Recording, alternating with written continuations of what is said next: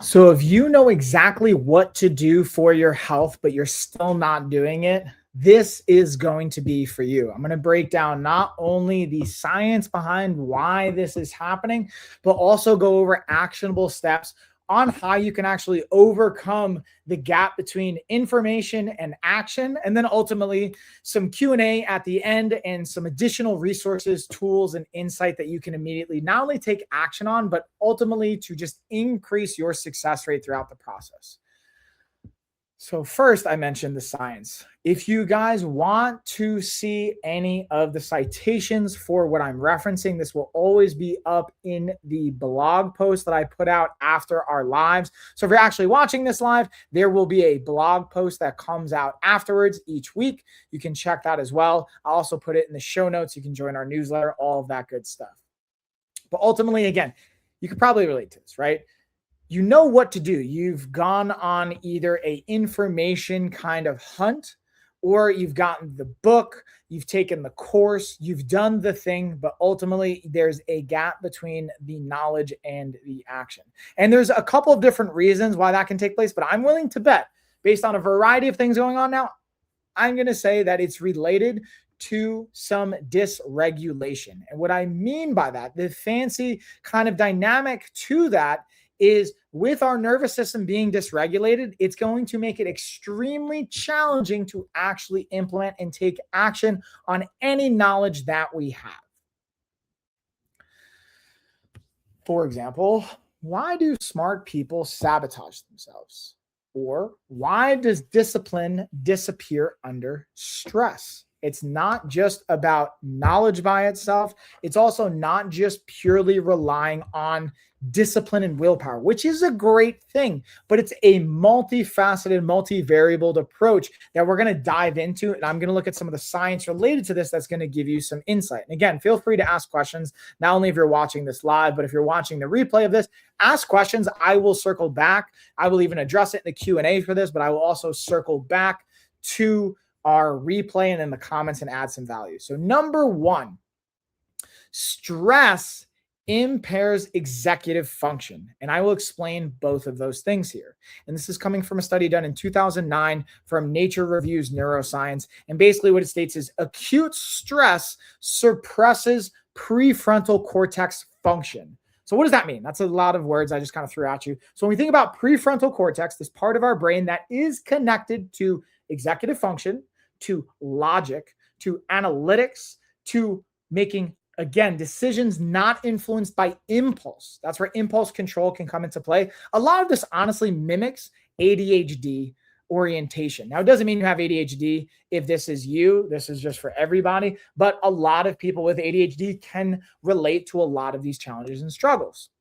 Now, when we increase stress acutely, it will plummet executive function. It will plummet prefrontal cortex function and activation. So if you're already someone with ADHD and having some prefrontal cortex activation issues, or you're someone that has a, let's say, neurotypical brain, but you are feeling stress, this is going to lower it.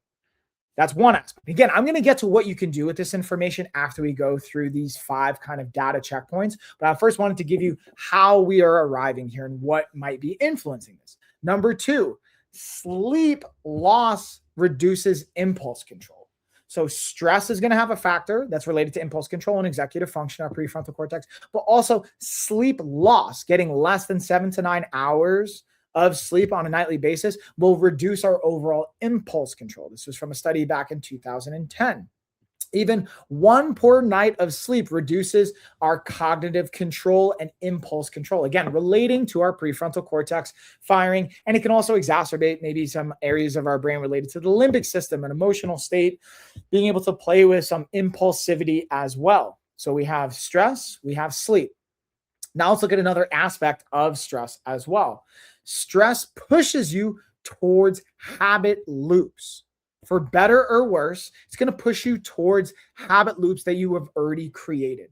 So under stress, this is from a study done in 2009, under stress, behavior shifts from goal-directed will go to habitually directed behavior patterns. So you can have a new goal. This is like, for example, New Year's resolutions, especially it's February, right? So at least the time I'm doing this live, if you're watching replay, doesn't matter what time of year.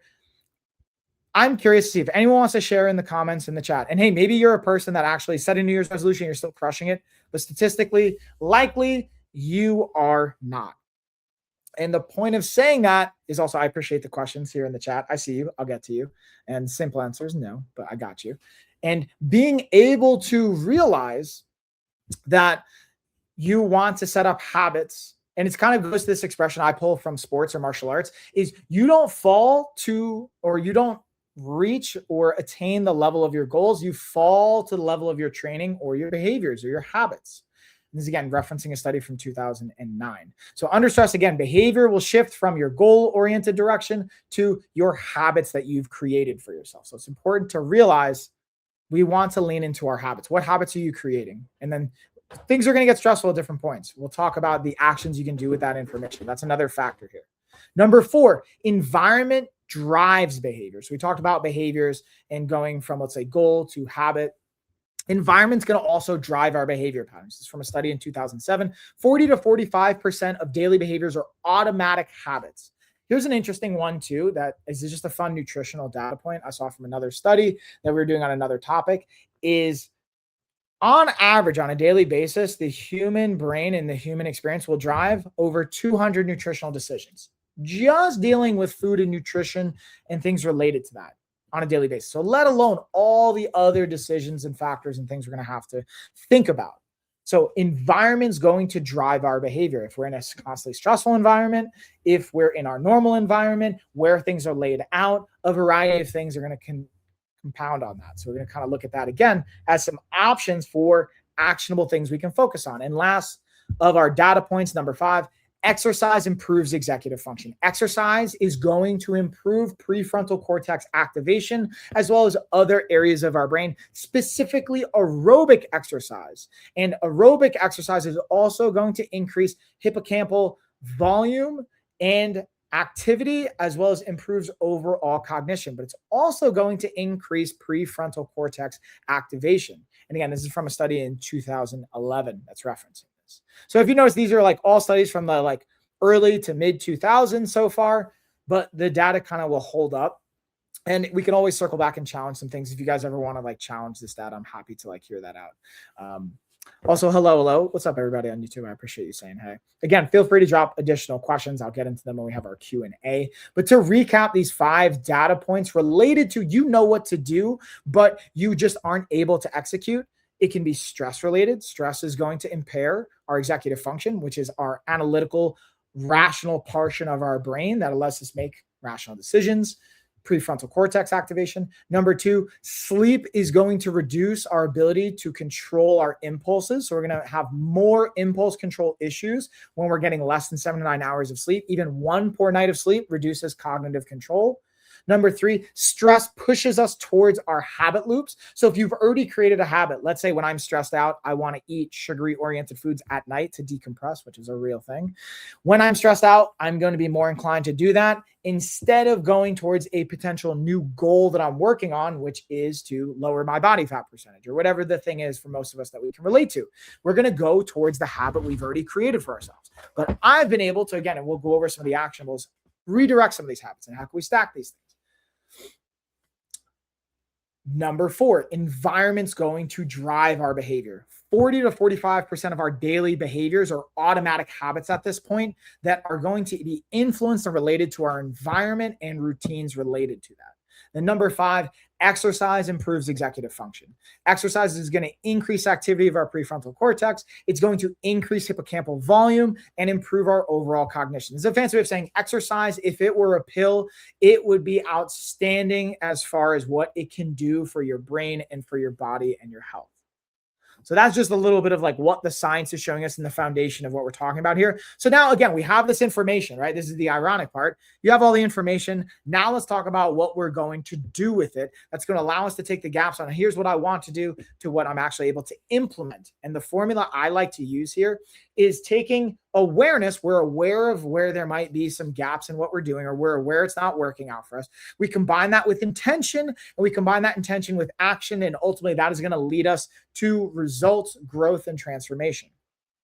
So here's a couple of signs to look for as well that might be going on in life. If you may be unaware that you're even stressed. You're like, oh, this is just my daily life. Especially if you're a parent, you're a business owner, you are dealing with what feels like your typical day today.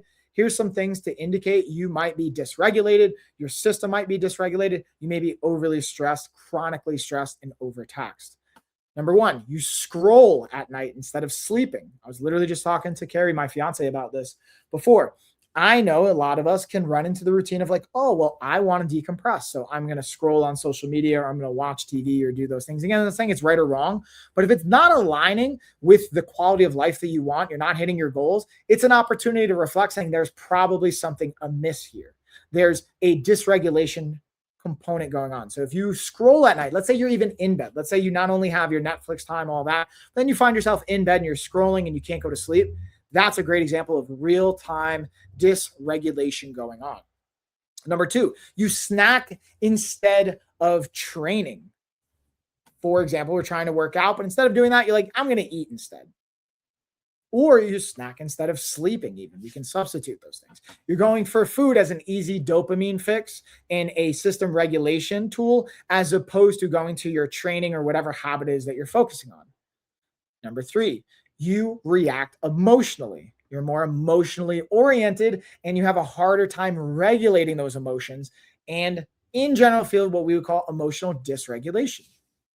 Number four, you delay workouts. You push them off, or you delay other actionable oriented habits and things that you said you would do. Oh, I'll start it next week, or I'll start it tomorrow. I'll do it on Monday. And this is number five. You say, I'll start Monday. You say, I'll start tomorrow. You say, I'll do it later. Again, to recap these things, this isn't laziness inherently by itself. This is a nervous system overloaded with chronic stress.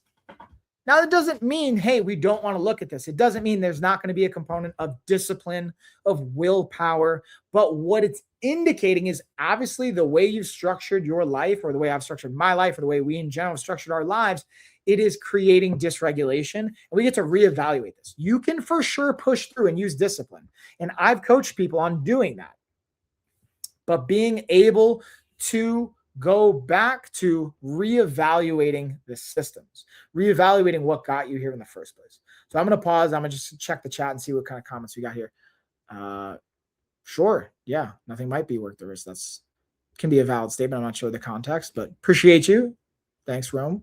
And we'll see if we got anything else coming in there. Doesn't look like it. So we're going to keep on going on to the next component of this, which is looking at the re-regulation, or the regulation component, and the four pillars related to this. This is, again, the actionable parts. This is, all right, you know what to do. This is what you get to take action on. So number one, we talked about sleep and stress. Protect 7 to 9 hours of sleep. But in general, this is the deeper component to it. No one just has a simple on and off switch where you're like, cool, I'm going to get 7 to 9 hours of sleep tonight. That's not how that works. Okay. If you have that, cool. I'd love to talk to you. We can study that. We can evaluate your behavior, but most of us are going to be like, all right, I'm going to sleep 7 to 9 hours tonight. And that's how it works. What we really get to protect is our 2 to 3 hours before sleep, or that evening time chunk. And then also protect our morning time as well. So we want to have consistency with our waking and sleeping windows. For example, the one thing you could do tonight is something I want you to take on action right now, is turn your devices off an hour earlier. Whatever time you normally would do, whatever it looks like. Let's say you bring your phone into bed. You watch TV in bed. First off, don't do that. Create a separate space. Your bedroom is your bedroom. You don't watch TV in your bedroom before bed. You don't use your phone in your bedroom. You don't use your computers or any devices in your bedroom. Your bedroom for the 2-3 hours before sleep is a pure sleep zone only. Ideally in general throughout the day, but at least for the 3 hours before bed. So being able to piggyback on that, you don't eat an hour. You don't do whatever devices you're doing an hour before your sleep time. You move it up an hour. Then there's the 3-2-1 method. It's something I've talked about in the past, whether it's your stressful activities, work-related items, things like that, eating, and also digital kind of devices. You can use any variations of that. So let's say 3 hours before bed, I'm not going to eat anything. 2 hours before bed, I'm not going to have any more work or stressful related kind of activities. And then 1 hour before bed, I'm not going to do any kind of devices whatsoever. And you can adapt this into a varying degrees. This is just one thing that we can take action on. So that's number one. Number two, in the morning, if you are not fasting, like I like to play with intermittent fasting. So I will kind of do a variation of it. Well, I'll do protein shakes and coffee in the morning. That's all I do in my mornings. And I usually break my fast between 12 and 2 p.m. after my workout. But let's say you're eating breakfast, you're going to have 30 to 40 grams of protein, maybe more, maybe less, depending on your size. I'm a 200-ish, 210 pound male, about 6 foot. So I will tend to have about 3 to 5 meals a day. They're going to be roughly about 30 to 50 grams of protein each. You can adjust that. Again, we don't have to go pure into the numbers and math and all that fun stuff, but shoot to have protein at your breakfast. What this is going to do, it's going to stabilize your appetite, your blood sugar, and we're not going to get that huge blood sugar spike first thing in the morning. The reason we even care about that is being able to create consistency and sustainability. When we're not spiking our blood sugar first thing in the morning, or in general, you're going to set yourselves up for some regulation in circadian rhythm. You're going to set yourself up for success with your appetite and a variety of other components, even related to like gut health and things like that. We can play with fiber and some other things, but to keep it simple, have protein at your breakfast. And if you're not eating breakfast, make up for that protein. So let's say you do intermittent fasting. You do a 16-8 style where you do 16 hours of fasting, 8 hours of eating, and you don't eat until 2 o'clock. At that 2 o'clock window, you have to make up, and throughout the rest of that 8 hours, you have to make up for that protein you didn't eat at breakfast. Otherwise, you are going to risk lowering your overall protein intake and overall lowering your body's ability to recover from a muscle repair and an overall muscle mass body composition. Why that becomes important in a system regulation: it's going to be harder to maintain your workouts if you don't have adequate muscle growth. You're not going to feel as encouraged. You're going to feel more tired. It's going to create a ripple effect and a chain. So that's why we want to have protein at breakfast and or make up for the protein you're missing at breakfast throughout your day if you're doing intermittent fasting. Number 3, get sunlight and movement. 10 minutes of sunlight and movement within the first 30 minutes of waking in a perfect world. But realistically, I told you in the first hour, that's money. And it doesn't necessarily even have to be outside if you're in dead winter. Like ideally, yes, it's outside. But if you can have a sunroom in your house or a room with a lot of windows, be able to get in front of that, get some sunlight, open up the blinds, and then just walk around. Like it's February right now. It's actually like 50 something, maybe 60 degrees where I'm at. But let's say it was cold. It was like 5 degrees a couple of weeks ago. I would say, okay, I'm not going outside except to shovel, not getting a bunch of sunlight per se. I'm going to have the windows open. I'm going to walk in front of the windows. I'm just going to walk for 10 minutes in front of the windows, do a little bit of calisthenics or some movement, some shadow boxing, whatever that looks like. But getting 10 minutes of sunlight and movement within the first 30 to 60 minutes of waking up, this is going to improve your dopamine to start the day, which is our motivation signal. It's our reward neurotransmitter and our motivation neurotransmitter. It's also going to help impact your circadian rhythm, your serotonin levels, your vitamin D. It's going to impact your testosterone. It has a huge chain reaction that's going to be really impactful here. Number 4, breath work. 5 minutes of breathing before reacting is absolutely money. But 5 minutes before breathing can feel so overwhelmingly out of the picture. We start with what's possible. And I invite people to start with 30 seconds. And being able to do that will down-regulate our sympathetic nervous system, which is our fight or flight state. So if you're worked up, if you're emotional, you're going to get into your sympathetic state more than likely, which is not the place we're going to be for making rational decisions. In that sympathetic state, you're going to be more potentially illogical, emotional, and impulsive. So being able to slow our breathing down for 30 seconds, ideally for 5 minutes, is where it's going to have a massive impact, and be able to transition into our parasympathetic state, our rest and digest state, where we're going to be a little bit more clear-headed. We're going to be a little bit more impactful and be able to be a little bit calmer. What's going on, Kragan? Hey, it's going good. We're getting into the deets here. You know, how you doing? Again, feel free to ask questions, guys, as we're going through this. Don't mind as I randomly will like tag into the chat and say hey to everybody. So to recap those things, these are the actionable pieces you could do right now, today, to have an impact, to bridge the gap from your knowledge of your health and what you want to get done to actually implementing and creating new regulation-oriented habits. 1, protect your sleep like it is your job. It is the most important thing you can do. Prioritize your sleep. That's been something that I get to continuously refocus on, especially having kids, between traveling. We just got back from our retreat. It's impacting that. Being able to manage having a 10-month-old, being able to manage having a partner, having kids, they got to get to school, all these co-parenting. We have half of the kids in the house, half of the week. And then we have the other half of the week where we just have hope. So being able to regulate our routine. So having some consistency. I'll be honest. I'll give you guys a perfect example. When I have my 2 older daughters, or 3 older daughters combined with my stepdaughter as well, I wake up usually around 5:45 in the morning to bring them to school. So half the time, half the week, I'm waking up at 5:45 on Thursday, Friday, and Monday morning to bring them to school if I have them that weekend. If not, it's Thursday and Friday mornings. And then the rest of the week, I'm usually waking up around 7 to 8 o'clock, which is a bit of a gap, right? And that's because I'm really grateful, Carrie. And this is an opportunity. I'll be honest, the reason I do that is I will change my windows, because when I don't have the kids, I stay up a little bit later. I get a little bit more productivity done. I push, like right now, if I had the kids, I wouldn't be doing this live stream. I even have a coaching call after this. I wouldn't be doing these things. The point of saying this is I do even have a rhythm. I have similar sleep and wake times depending on what stage of the week it's at. Now, it's not going to be every single day, but it's a weekly routine that looks consistent. And maybe it's a monthly routine that looks consistent. It's going to vary. Maybe it's a seasonal routine that looks consistent for you, but it's finding consistency in that. The next piece is being able to have protein at breakfast. For me, I drink coffee first thing in the morning. I have a little coffee station right over here over my shoulder. I have my protein shakes pre-made, or we'll have powders. Shout out to PES Science. That's not even a sponsored plug. They did sponsor our retreat. I'm just giving them some love for taking care of us, but I'm fortunate. I have a bunch of companies that'll send me out protein. PES is one of them that has in the past. And whether I'll pay for my protein shakes, like Pure Protein's one I literally pay for right now, the pre-made shakes.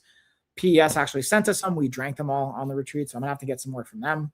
The point is, I will have protein with my coffee. That's how I get my protein in the morning. And then I break my fast after my workout, usually around 12 to 2 o'clock, depending on how the day's going and what's going on from there. So for you, if you don't want to do intermittent fasting, get protein in the morning. 30 to 40 grams of protein can be a nice food, anywhere from 20 to 40 grams. Again, if you're not sure how much to eat, talk to me, to someone on our team, reach out to LOF. You can get on a free call. You can go to our website. We'll take care of you.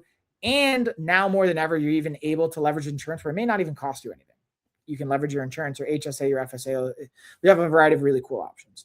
Point is, get your protein in. If you're not certain, talk to someone. If you are not doing breakfast, make up for that protein throughout your day. Whenever you break your fast, if you're not going to do a protein shake with your coffee or something like that, make up for the protein you're not getting in that meal if you're skipping it.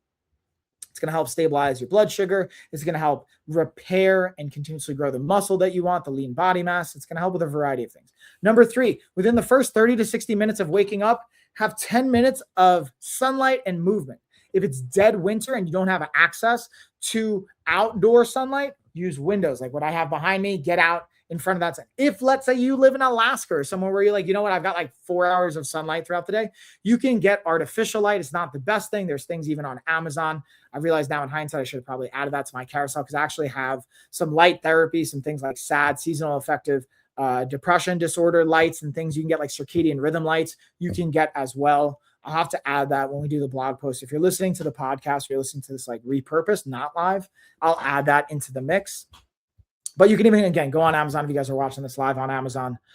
I don't have that, but you can even go to like some of our supplements, like vitamin D is a great one, magnesium. They'll help with those components, but you can get like, again, a light therapy oriented thing. And lastly, breath work. Ideally 5 minutes before reacting. I have this again, access point. I say at least start with 30 seconds.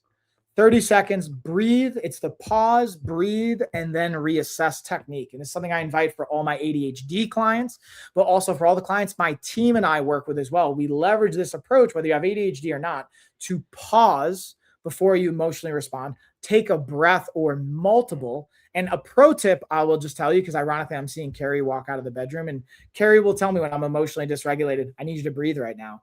Here's a pro tip. Don't tell someone to breathe. You as the individual need to like get that for yourself. Otherwise, it's not going to necessarily work. It's going to be more emotionally triggering from my experience. So have visual cues to breathe. Be able to have a system, or what I've worked with people, I have my watch. My watch is actually a helpful prompt to get steps in, to also breathe.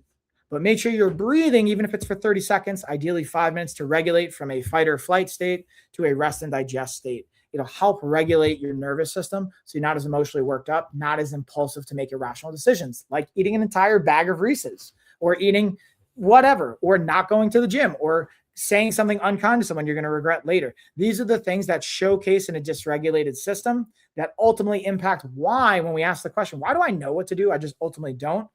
Your emotionally dysregulated system and you're overly stressed. So this is another actionable. So to recap all 4 of those things, first, protect your sleep like it's your job. Like you are getting paid $1 million a year to sleep 7 to 9 hours a night. So that means, again, you don't have control of how many hours you sleep, but protect, hey, what is my intake of whether it's social media? Like I personally don't bring my phone into the bedroom. I just don't let my phone in my bedroom. I'll still watch TV. I'll still read. I'll do certain things. But if I have a hard time sleeping, I'll find journaling, reading becomes helpful. Not using the TV. Maybe using the foot massager that I can hear that Carrie's putting on right now from Montrax. They're actually a great brand. We really enjoy them. Carrie's probably going to put out some videos on them because it's literally, I don't want to put words in your mouth, Carrie, but you're saying it's literally been like a massively impactful thing for you, right? So it's changed her life. So being able to, that's how I know I got a good Christmas gift, was shout out to me. The point is having these checkpoints to protect. So protect sleep like it's your job. You're getting paid $1 million an hour to sleep 7 to 9 hours per night. You would figure it out. I believe in you. So treat yourself to that and you'll have an impact on your nervous system. Number 2, protein at breakfast, 30 to 40 grams of protein at breakfast, maybe more, maybe less, depending on how big or small you are. If you don't eat breakfast, you can go with a protein shake with your coffee like I do. You can skip breakfast altogether, but make up for the protein throughout your day. It'll help in a variety of ways. Number 3, get sunlight and movement for at least 10 minutes within the first 30 to 60 minutes of being awake, whether it's outside, whether it's in front of the windows, whether it's doing yoga, walking, holding your baby, playing, dance party, whatever, but get some sunlight, ideally real sunlight. If not, do artificial with like a light, a lamp, something like that, circadian rhythm oriented light. And then lastly, focus on your breath. When you're emotionally dysregulated, breathe. I find it helpful to like close my eyes. I look up, I put my tongue also on the base of my mouth. That helps stimulate the vagus nerve and the vagal nervous system, or the vagus nerve pathway, to help get into parasympathetic state and to calm our system down and help with breathing. So that's the actionable pieces that you can take away from this. If you could take one thing away, the one thing I want to offer you guys, this is the last like action piece, is pick one of these things. Pick one of those 4 to take action on today. Whenever you're watching this, do it right now and implement it. Implement it until it feels hardwired, until you couldn't not do it. If you tried, you had to intentionally not try and do it. That's the one thing. Because think about it, people want to do like, oh, I'm going to do all these things all at once. I'm going to drink more water. I'm going to eat less sugar. I'm going to get more sleep. I'm going to exercise more. I'm going to stretch more. I'm also going to journal. I'm going to read. That's like a million things to do. You're going to fail at all of them. Statistically, you're going to fail. If you pick one thing and you execute it for the next month, the next 2 months, and you did that again for the entire year, you would be way more successful. And you probably have 3 to 5 really dialed in strong habits at the end of the year that you could have the rest of your potentially life that will set you up for success. So instead of trying to do all of these over the next 100 days, do one of these over the next 30, 60, 100 days, and then do that again until you get all of them dialed in, until you get all 4 of these dialed in. And then it'll have a chain reaction from there. So this is where I'm going to pause for a second. I'm going to check the questions. I'm also going to drop a couple of fun facts in here that I think are just interesting that we'll recap. And then I'll talk about some of the products that I think could be related to this. And then if there's any questions, we'll get into it. And if not, actually might take a couple of extra minutes here, wrap this up early and get prepared for my last coaching call of the evening, and maybe even do a little foot massage with Carrie over there. That could be a fun little, I'm thinking about when we have a shed being delivered on Friday, which you guys are going to see a new background. The reason I bring this up is you're going to see a change in content scenery. We're going to bring the coaches corner hopefully back. We'll have a dedicated space where I'll always be creating my content, so you guys can see that kind of like scenery again and be able to have a little like recovery station in there. Maybe we'll have a foot massage out there or some other things as well. But let's drop some fun facts here for a hot second. Number 1, emotional reactivity can increase up to 60% after poor sleep. Let me reword that. Your likelihood of being emotional, most likely being negatively emotional. For example, I'll use myself in the situation. I'll use real-time examples. The likelihood of me being more unkind and either raising my voice or saying something unkind to someone I care about is increased by 60% if I'm getting less than 7 hours of sleep per night on average. So again, if you're getting less than just one poor night of sleep, less than 7 hours, you're 60% more than likely going to be more emotionally reactive and unkind or being impulsive. Number two, the prefrontal cortex. I was talking about this before. This is the logical part of our brain. This is the rational, executive function oriented, analytical part of our brain. Uses more glucose, i.e., sugar, than almost any other brain region. So, this is what I think is kind of hilarious when we were watching. What's that anime that we were watching, Carrie, where that like the detectives, it was like L or something. He's like constantly eating sugar. Oh, the Devil's Note. Wait. Death Note. So Death Note's a great anime. I highly recommend you guys check it out. But it's actually great. It makes me think of this. In general, also, if you think of like chess is a great example. Jiu-jitsu, martial arts in general, you don't think of that as like a cognitive game, but it's actually very much a cognitive game. Jiu-jitsu especially is considered human chess, but I would argue any martial art is like human chess. And chess in general is obviously the baseline of it. You have to use your prefrontal cortex for that activity, which is a logical, analytical, rational part of your brain. 60% of the calories it needs it's not really 60. I was kind of mixing that up from the 60% more reactivity with sleep, but more of the body's energetic demand is going to come from sugar for that part of the brain than any other brain region, which most of our brain's going to operate on sugar anyway, but there is some fat it's going to use. There's some other components to it. It needs to be hydrated. There's some fuel components, but that rational part of our brain is the most sugar oriented, glucose oriented. Now, if you're asking me, well, Mike, what about those that are ketosis based or doing different things where they're not having a lot of sugar? You can leverage it. You can reorient your brain chemistry, but it's not optimal. From my understanding of it, again, I'm not a neuroscientist, but when I gather about brain chemistry and the science behind it, there will be adaptations, but it's not the most efficient. Doesn't mean you can't do it, but it needs and it's going to require some sugar. But the point of that doesn't mean you should just be hammering. You don't actually need to take in sugar. Your body will convert things into glucose. You can have your regular, normal nutrition from carbohydrates. It will convert it into glucose. Let your body take care of it. Don't go out like, Mike told me to eat M&Ms because I'm playing chess and I need a lot of like prefrontal cortex fuel. That's not necessarily the case. But it's just a cool fun fact. That rational part of your brain requires a lot of glucose. So you're going to need more carbohydrates. Under stress, your brain conserves energy by defaulting to habits. So for example, when you're highly stressed out, you're not going to be as logical. Your brain's going to almost reduce activity and just think, all right, cool. What have we already laid the foundation for? I'll try and give an analogy. If let's say you were a city and you were building a new road, but all of a sudden the economy tanks. You're going to stop building that new road and you're going to use the roads you've already built, i.e. your habits. These are roads we've already built, pathways we've already built. You're going to shut down any new projects, any new things you're working on, especially under stress, and you're going to go to the tried and true tested pathways you've developed, which is why it's important to think about when we're creating a resolution or oriented a goal. We want to make it habit oriented and not try and do a million things all at once. For example, if we want to make a habit out of going to sleep at a certain time or not watching our TV or going on social media before bed, focus on purely that for a long period of time to make it a strong habit. Next, 20 minutes of moderate aerobic exercise improves cognitive function, improves hippocampal volume and activity, as well as improves prefrontal cortex activity. 20 minutes. What does moderate exercise or moderate aerobic exercise mean? So if we were to use a zone training, you would be in zone 3 or above. So that could be, again, roughly 65% to 70% of your max heart rate for 20 minutes. You can even start with 3 to 5. You can even start with less than that, but 20 minutes of moderate aerobic exercise, dance, like shadow boxing, walking, hiking, running, biking, you name it, jumping rope, as long as it's staying in like zone 3 or more, then you are going to get a benefit for your prefrontal cortex and overall cognitive control, basically impulse control. You're going to be less impulsive if you're doing cardio, is the simple way to put it.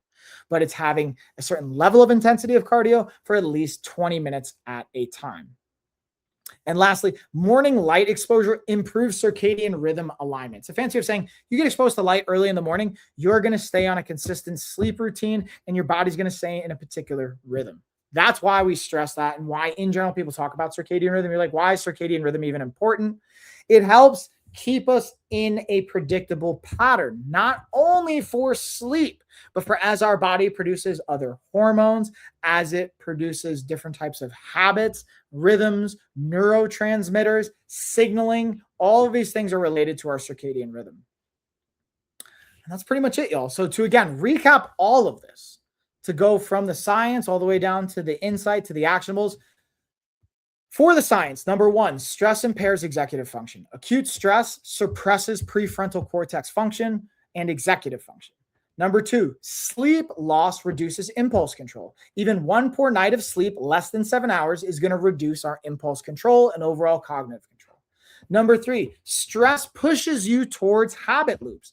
When you're stressed out, your body's trying to conserve and your brain's trying to conserve energy, so it's going to default to habits you've already created. So you want to make sure that you're creating strong habits for yourself. Don't be surprised that you try to create a new habit, you have a crazy stressful event. Like let's say you're moving, and then all of a sudden you're like, why am I eating pizza and going to fast food and things like that? It's like because you're stressed out and your body's going to its default habit. If that's been a habit you've created, don't necessarily judge yourself for it. Yes, you can use some discipline, but also be mindful of like, all right, how can I try and create a habit ahead of time? If you know you have to move, really be intentional about creating a new habit. If you've already had to deal with this stress, yes, that's where using acute willpower. We could talk about that in next week's potential episode. Okay, great. I have all this insight, but I need some acute discipline and I need some acute willpower. What can I do with that? There's strategies we can get into. If you guys are interested in that, let me know. We'll totally dive into that. Then number four, environment drives behavior. So 40 to 45% of daily behaviors are automatic habits and are related to our environment. For example, I have a high five on the mirror in the bathroom. I give myself a high five every morning. I say, I am devoted. That is an environmental habit. I don't know if you noticed this, Carrie. I didn't do that when we were in Joshua Tree. I didn't high five myself in the morning because I didn't have my little high five signal. And I even told myself I was going to pack it, but I just didn't because stress, all these things we literally just talked about, and also Carrie didn't meditate because we're in a new environment and we're out of our routine. We don't have those cues. The point is, it doesn't mean you can't work around that. What I ended up doing is once I got back home, I immediately got back into the routine. I was very intentional with that, but I also still kept journaling and planning, and I still did my prayer, and I did some baseline things that are built around my morning routine. But environment is a huge cue. So leverage it where you can, and also give yourself some grace when the environment changes, and try and set yourself up for success by adjusting the environment you're going into. And then number five, lastly, from the science side of it, exercise improves executive function, especially aerobic exercise. 20 minutes of moderate aerobic exercise or more will increase hippocampal volume, activity, prefrontal cortex activity, and improves overall cognition, as well as just any type of exercise, resistance training, martial arts training, aerobic training. Anything you do exercise oriented will have an impact on your prefrontal cortex, on your just brain function in general. Now, the questions we ask ourselves, like, how do I know this is me? You scroll instead of sleep.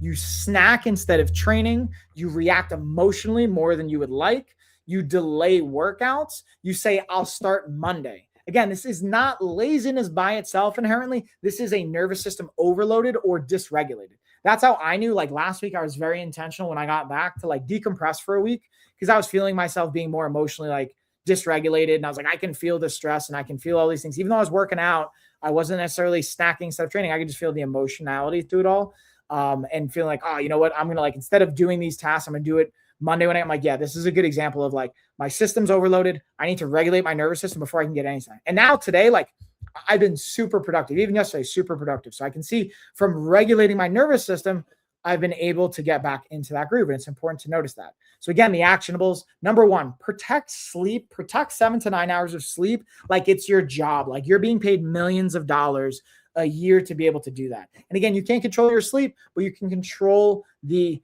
routines around your sleep and wake times. Focus on the 3, 2, 1 hours before bed and the 1 hour after you wake up. Like you're getting paid millions of dollars. Number two, have protein at breakfast. 30 to 40 grams is ideal. You can always adjust it more or less if you're not clear. Again, talk to someone here on the team. You can schedule a free call with us. We'll take care of you and give you some insight. We can even get coaching if you need that. You could just look it up. There's so many formulas. Even on our app, we have a free formula we share with you, how you know what protein to take in. And number 3, getting sunlight and movement. We're talking about the first hour of waking up as part of your routine. Getting 10 minutes of sunlight and movement within the first 30 to 60 minutes of waking up. It's going to improve your dopamine, your serotonin, all that good stuff.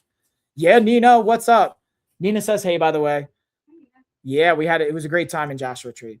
And then from a breath work perspective, number 4, focus on your breath. 30 seconds as a baseline, 5 minutes if you have the bandwidth and the capability to do it. It's going to help regulate your nervous system. The technique I will echo here is, again, pause, breathe, assess. Hope is not using that. She's freaking out. I hope literally just heard me talking to that, I'm guessing. But again, pause, breathe, and then assess what you want to do. When you breathe first, you regulate your nervous system. You're more likely to make a less than impulse-oriented decision. You're going to be more rational, logical. And then again, lastly, for this, just pick one of these things. Pick one of these things to focus on right now, whether it's your sleep, whether it's your protein, whether it's your breath, and just pick one of these things and be able to build a system and a habit around it. That small adjustment will compound over time for massive transformation. That's pretty much it, y'all. Again, if you want to see the citations for this, where I'm getting the data from, if you want to see more about the products and you're catching the replay, you can not only go onto our blog, we'll have it cited on the Amazon side. I didn't have the circadian rhythm light, so I'll actually add that to it in our blog. You can, again, just go on and search it. On TikTok as well, I'll kind of add it into our shop and our storefront, but I will add that in. I do have some recommendations on my ideas list. If you just go to my storefront homepage, you can just look up light or circadian rhythm or circadian light or anything like that, and it'll have a couple of the products I've used in the past that I do like here. And again, feel free to just ask questions. We're finishing up the live, but if you go on the replay, wherever you're watching this, drop questions. I always love hearing from you guys. Also, thank you to Nina for dropping by, saying hey, for Kraken, for Romeo, bruh, and Peter. Regardless, whatever you guys are asking or just saying hey, I appreciate it. If you're not already, please follow, subscribe, all that good stuff. But I'm going to go charge my laptop, get ready for my last call for the evening, and then actually implement some of these things. This is literally like next hour is going to be my last hour of work stuff before I start to transition. And then I'm going to have my last meal for the evening, and then we'll start to wind things down. So I'm literally going to implement the sleep thing is the biggest thing I focus on. I know when my sleep's dialed in, the rest of my life tends to be really, really aligned and smooth. It's not always perfect, but that's where it's at. So thank you, everybody. Hopefully this is valuable for you. And again, if you even have requests on topics, you can go to our website and you can go to lifestyleoffitness.com. We even have an area you can vote on topics. We were giving away a $50 gift card. I think I'm going to bring that back. Shout out to our winners. We had some winners for the $50 gift card. We even had a $70 gift card we gave away when we had 700 subscribers on YouTube. I'll have to do a $100 gift card when we had 1,000 subscribers. So if you want to help get us there, follow us on YouTube. Also, lastly, really quick, we just launched our new Instagram account, The Lifestyle Experience on Instagram. If you guys want to give that a follow, I'd really appreciate it. It's basically going to be all of our retreats, all of our pop-up events for the Lifestyle Experience. It's bringing our coaching and everything together and all our collaborations. It's really exciting what we're working on with that. That is pretty much it, y'all. I will see y'all in the next one. And also just a quick shout out to Funky Junk for hooking me up with this girl's dad hat. I kept it backwards the whole time because the lighting, I think it would be a little bit better, but I don't know. I like the vibes. I like the look, but later, everybody. See y'all in the next one.